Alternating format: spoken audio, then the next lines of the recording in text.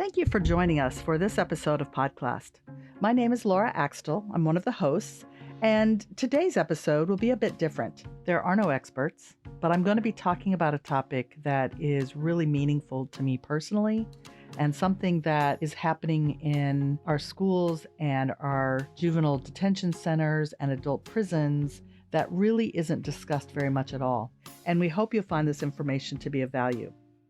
Podclassed is sponsored by Reading Horizons, a foundational reading program based on the science of reading.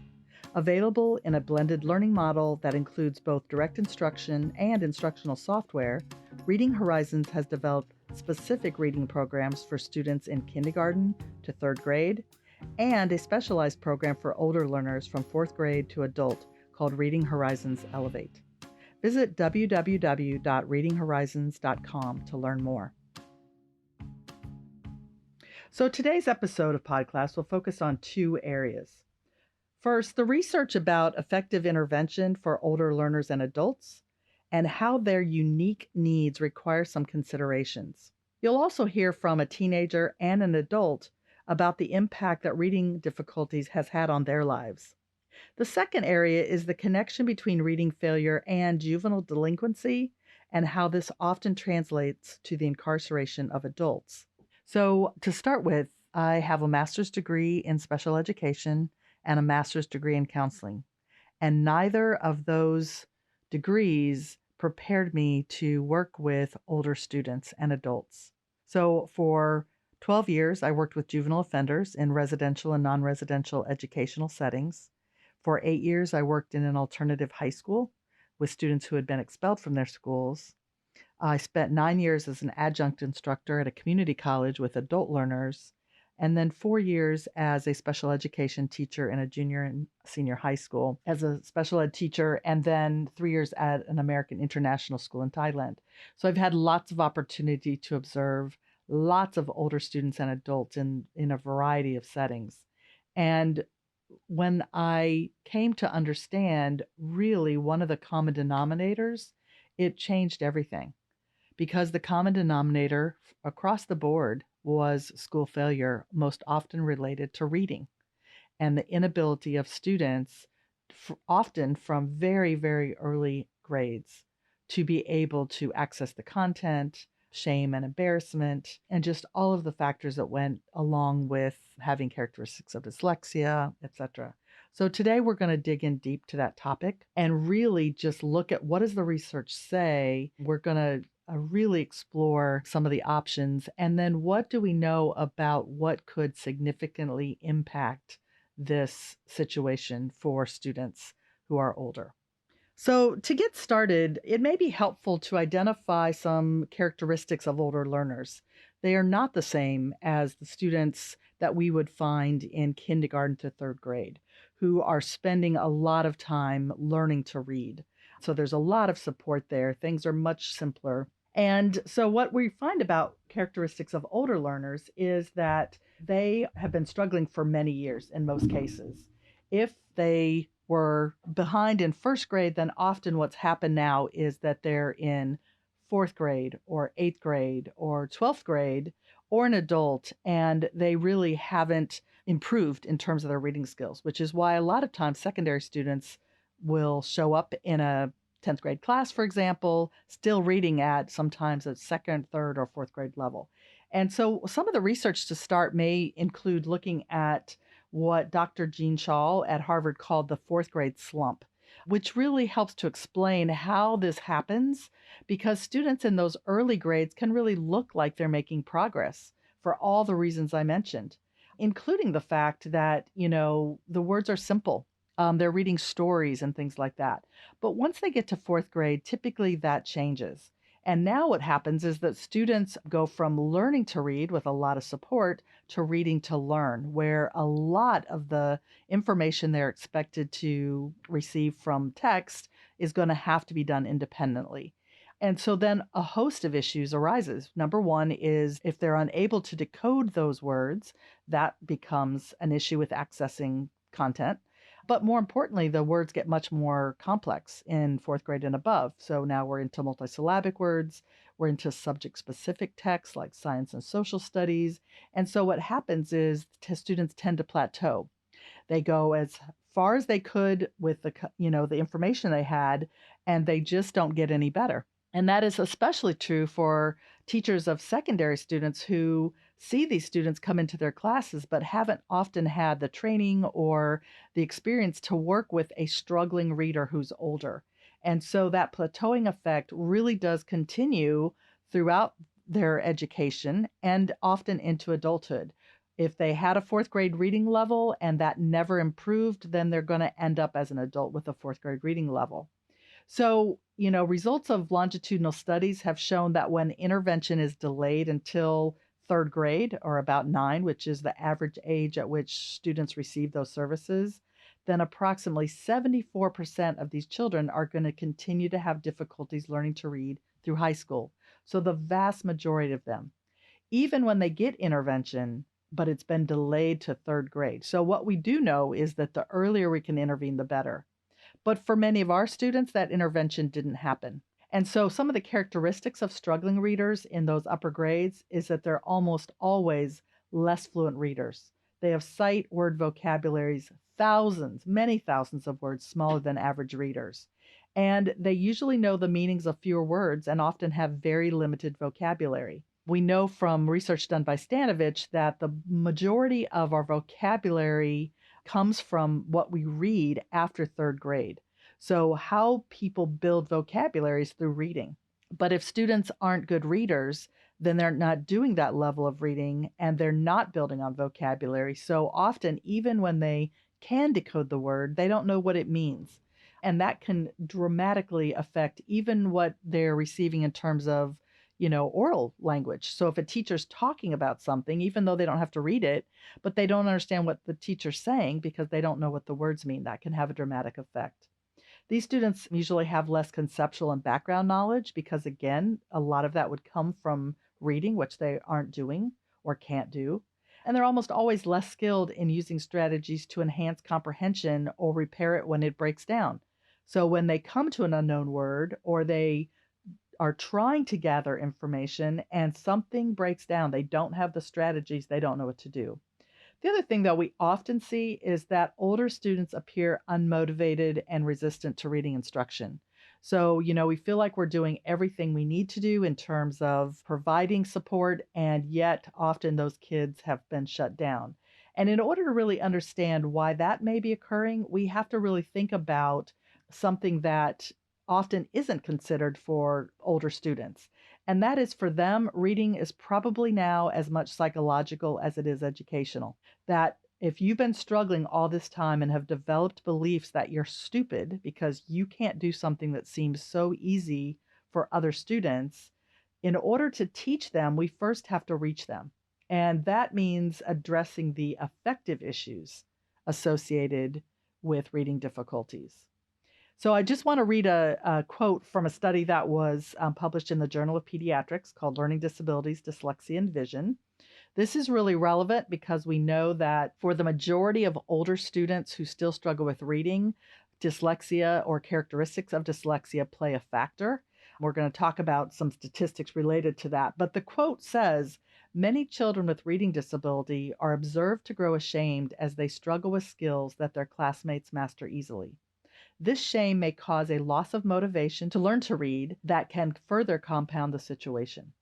Untreated or poorly treated dyslexia may lead to frustration, low self-confidence, and poor self-esteem, which substantially increases the risk of developing psychological and emotional problems. So often what we haven't really thought about is those kids who have struggled with reading, and now they're coming to a class where they're going to be expected to read out loud in some cases, and how embarrassing that is. And for many of them, they've spent the majority of their time in school hiding that fact. So that's why it's important to hear from the two people that we're going to listen to today. We also know from some research done in 2010 that belief in yourself is more closely linked to achievement than any other motivation throughout school. The reason is that confidence, which refers to belief in your capacity, is tied intimately to success. So if we don't allow students to acquire the skills to start to believe that they do have the ability, then often we won't move the dial at all on that motivation factor. We really have to increase their feelings of self efficacy. So, a couple of things that may be helpful to consider is that the amount of time that we spend with older students is probably a much larger factor than many have considered.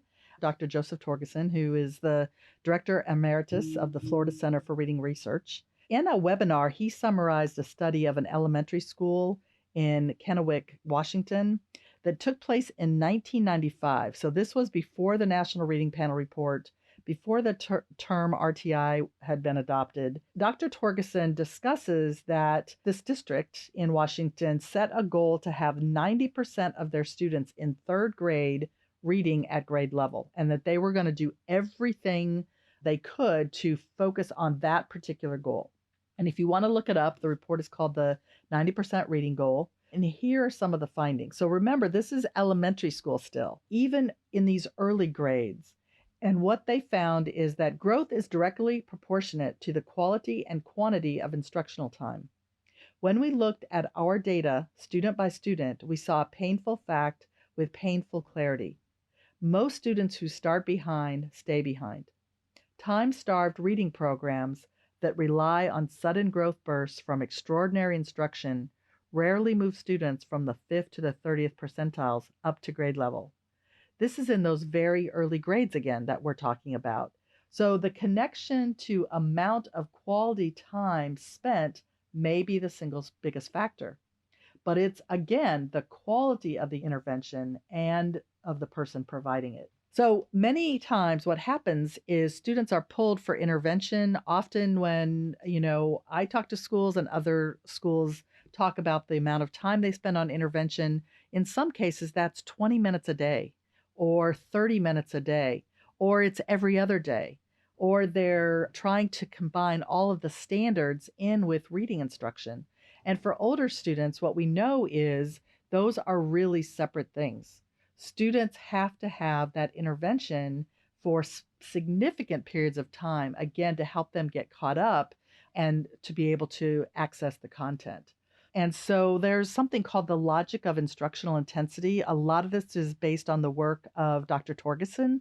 So one of the things that we know is that if a student is performing below grade level targets on a screening or progress monitoring measure, like a standardized reading test or a Dibbles assessment or something like that, they are generally already substantially behind in required development.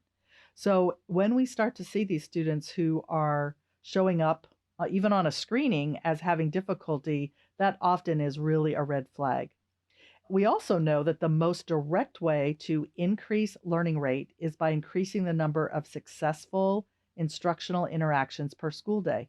So every minute counts if we're ever going to substantially address these issues. The factor is, though, that in order to achieve those grade level standards by the end of their period of instruction, these students who are struggling have to learn those critical skills faster than their grade level classmates to ever catch up. So while their neurotypical classmates are continuing to increase in reading, they can't just keep pace. They actually have to go faster to ever be able to have a chance of catching up with those students. Some research done by Vaughn, Wanzik, Murray, and Roberts in 2012 said this: although the amount of instructional intervention a student requires to make progress varies, research suggests the following ranges for elementary students. So listen to this for elementary. A duration of intervention of at least 8 to 16 weeks, with the length and frequency of intervention 30 to 120 minutes per day. So that's for elementary students.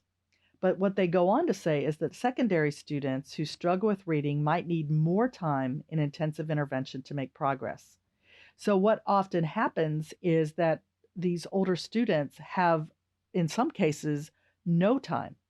But even when they do, it's extremely limited. So if they're being pulled out for intervention or they're receiving reading instruction as part of special ed and matching to IEP goals, really we have to think about how much actual daily intervention do secondary students and adults receive consistently? And how much of that is focused on research-based reading intervention that we know will, again, make every minute count?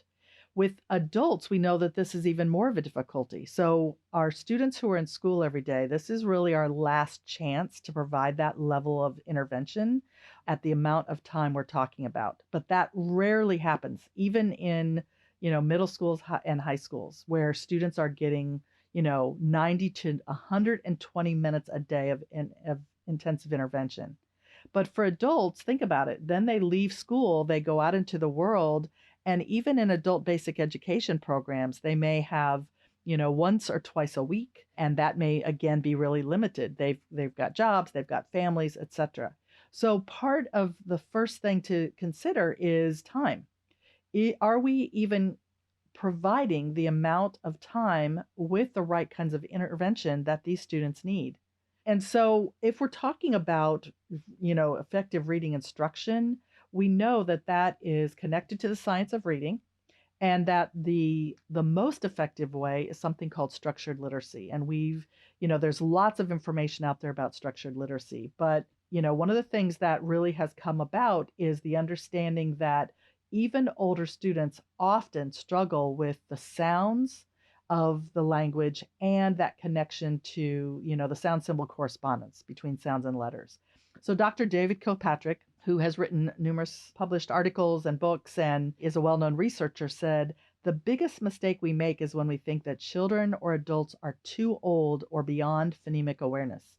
So that understanding that when we do effective instruction and following our understanding of structured literacy, that starts with phonology and that sound symbol correspondence. And you really need an effective approach for doing that with older students because, again, they're embarrassed and ashamed. And so take them all the way back to the beginning can be very challenging as an educator.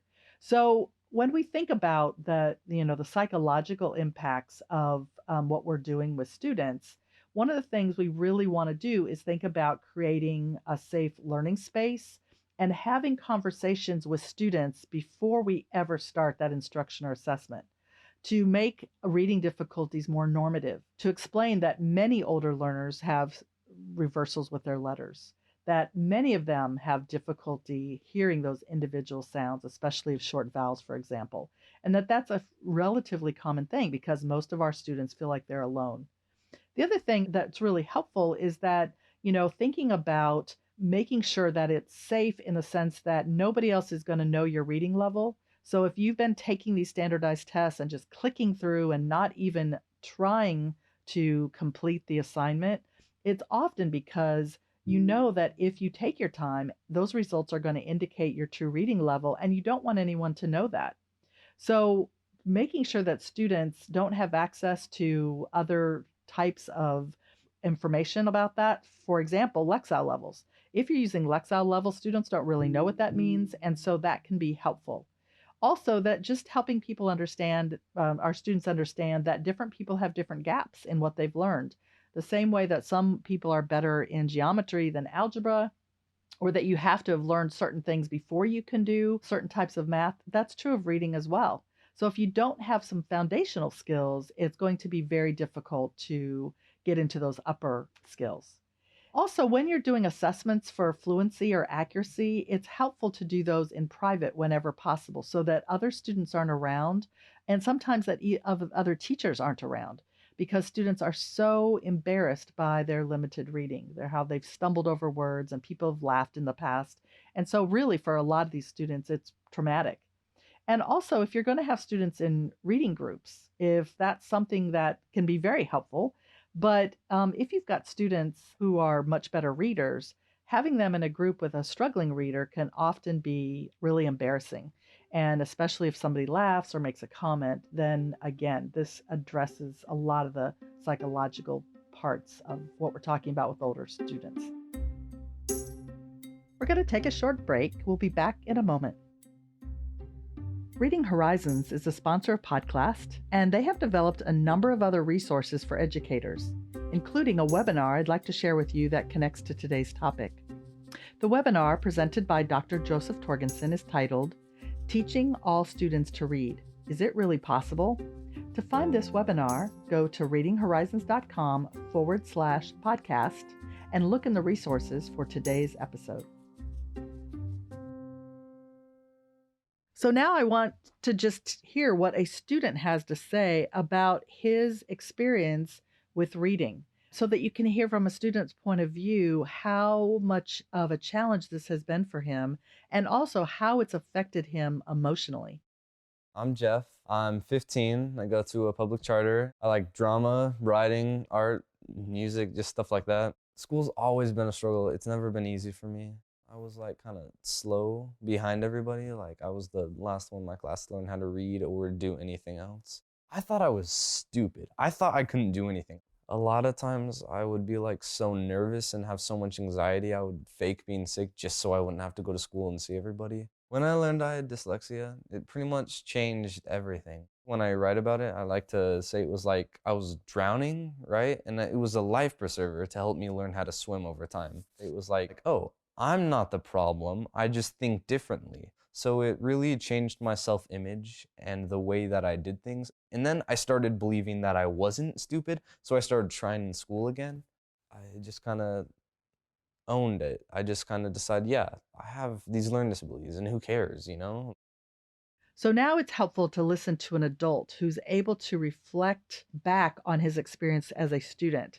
Greg Walcott is now an assistant superintendent in a district outside of Chicago, and his ability to consider all of the things that he was thinking about and dealing with in those elementary and then upper grades really helps us get a sense of why this is such an important issue. You know, I vividly remember in third grade being, as the reading groups broke up and we went into different reading groups, and I was the only blackbird. And we literally had, you know, the bluebirds, the cardinals, and all the different groups, and then me. And I was I was a blackbird, and the teacher would put me in that group, and I was kind of stuck on SRA cards. I would basically do whatever I had to do not to read in class, or not to be in any situation where that reading might, you know, make me look different than everyone else. And you know, when papers were turned back, I'd throw them down right away so nobody could see them. You know, social studies, I remember, was still in those days a lot of, you know, reading from the chapter. And I would sit there, and luckily, I don't know why my teachers did it, but you know, you kind of could count out paragraph by paragraph when it was going to be your turn. And I'd count out, and I'd know my paragraph, and I would read that paragraph 5-6 times.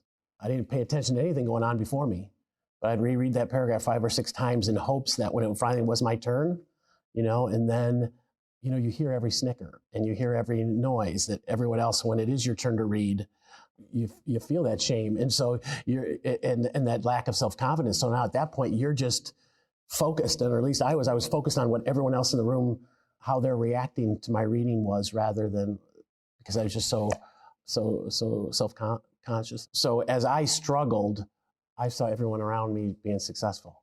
You know, I saw my brothers on the honor roll. I saw those things. And so I just began to think, you know, I'm not able. I'm not smart enough to do it. And I thought, okay, at least I have, you know, sports to turn to. You know, some kids didn't have that. I can't tell you how many times, though, I'd read, you know, a passage 6, 8, 10 times to try to get the basic meaning for it. But I would do that over and over again.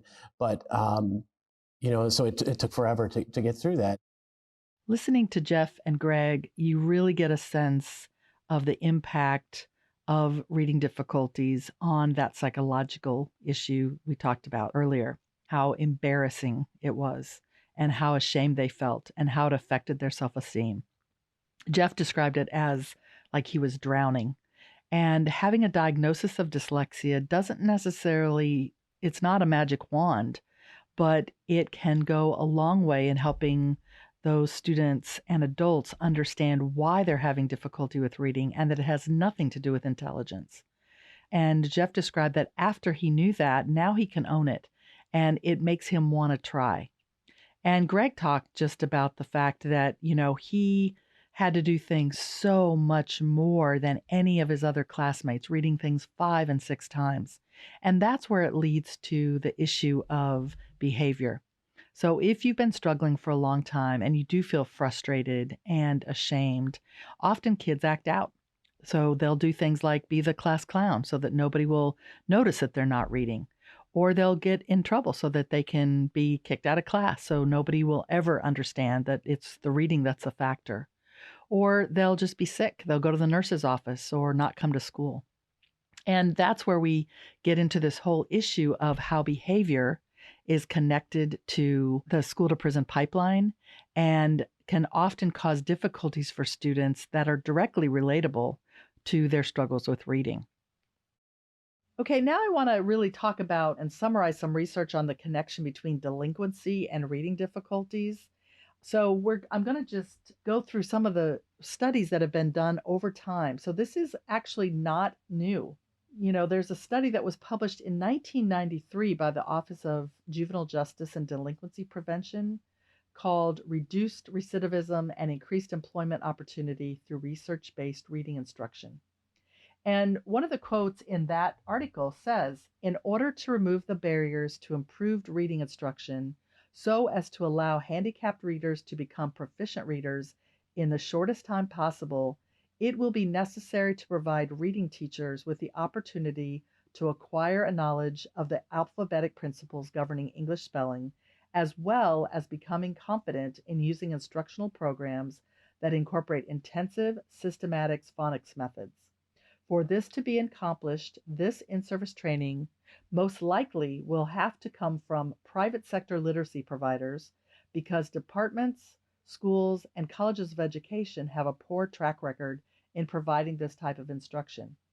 So all the way back 30 years ago, this study really revealed that students were going to need a knowledge of the alphabetic principle, and that's at the time provided by somebody who was knowledgeable.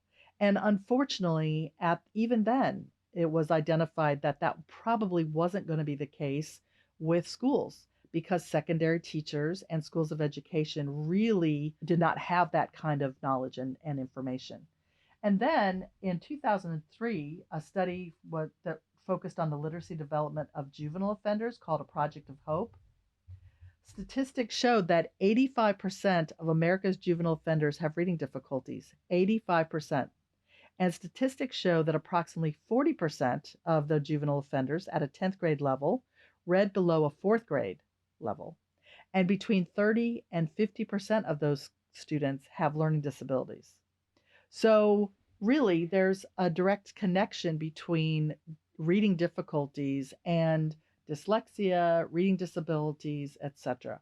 And we know that these students obviously, it's connected to a lot of what the Journal in Pediatrics said about the emotional impacts. But then further on, a study called Crime Can Be Prevented If School Teach Juvenile Offenders to Read in the Children and Youth Services Review said the research shows that learning how to read is a major problem that juvenile offenders face when they attend school. This problem has the most significant effect on their overall academic success in school. For juvenile offenders, learning how to read is also critical to a successful transition from a detention center to a school setting. Schools cannot address the needs of youths involved in the juvenile justice system without considering their educational needs. Several studies have shown that crime and education are inextricably tied together, and that factors like level of achievement in school, student grade retention, school attendance, and graduation rates are related to criminal activity. When students fail to succeed in the school environment, they might choose to search for some other area in which to excel. Incarcerated youths who attend school typically experience chronic academic and behavioral difficulties, truancy, grade retention, and suspension. In addition, their formal ties to schooling are typically disrupted by their dropping out, being expelled, or effectively pushed out. So what that talks about in many cases is the school to prison pipeline, where students start to have behavioral problems, often in early grades because they're struggling with reading and all the shame around having difficulties. And then eventually what that leads to is, detention, in-school suspensions, often expulsion, and those kinds of things. So if we really want to make a change, one way to do that at every level and every grade is to identify students with behavioral difficulties and look at their reading scores. Ask teachers what happens in class when those students have to read. What are they doing? And taking a look at their written work. Do you see indicators of problems with spelling or comprehending information that was assigned to be read independently? And this is actually an even larger issue for society because as many as 70% of adult offenders are not proficient readers. In a study done in 2000, Moody et al. Did a study of the Texas prison system that evaluated adult inmates for dyslexia.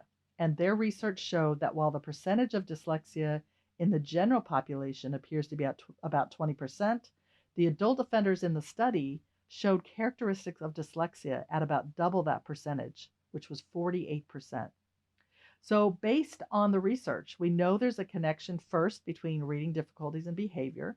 We also know that the solution is identification and intervention with research-based reading instruction that is provided for enough time on a daily basis. And we know that if students don't get that often as we're looking at students who enter the system, either as juveniles or adults, that often their difficulties are related to their reading. There's a saying in education that when we know better, we do better. And I really hope that's the case with the information that was shared today. We've known for decades that when students struggle with reading in the early grades, that often translates to students in the upper grades having difficulties with reading, and that there's a correlation between reading difficulty for older students and juvenile delinquency, and then on into adult corrections. So if we really look at how do we do better, one of the things is obviously to provide that time that's desperately needed for those older students in high schools and detention centers where they can get research-based intervention. Screening all juvenile offenders and adult offenders for dyslexia, and making sure that intervention is provided in detention centers and prisons. It is really important that we address this because it doesn't affect just those individual students and their families, but also it's society as a whole. And one of the things that we can do to make a difference now is to begin looking at what we're doing in terms of this real need in the population of older students and adults. Thanks for joining us today. This episode concludes Season 5 of Podclassed. We appreciate our listeners so much and hope that you'll join us for Season 6 in 2021.